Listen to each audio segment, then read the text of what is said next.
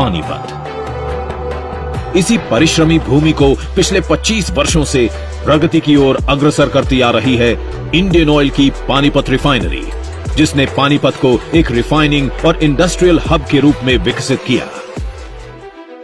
1998 में कमीशन की गई पानीपत रिफाइनरी सबसे आधुनिकतम रिफाइनरियों में से एक है। ये भारत का सबसे बड़ा और दक्षिण पूर्व एशिया में तीसरा एकीकृत रिफाइनरी एवं पेट्रोकेमिकल कॉम्प्लेक्स है, जो देश के उत्तरी क्षेत्र में पेट्रोलियम उत्पादों की मांग को पूरा कर रहा है।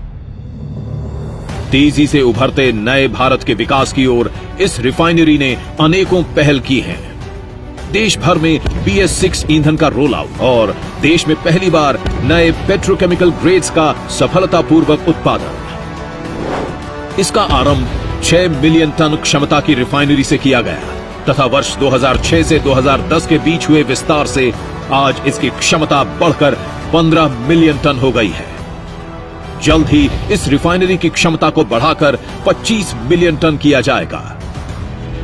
2010 में यहां नैफ्था क्रैकर यूनिट के आने से इंडियन ऑयल ने पेट्रोकेमिकल व्यवसाय में एक मजबूत कदम रखा और आज पेट्रोकेमिकल उत्पादन में इंडियन ऑयल देश की एक प्रमुख कंपनी है।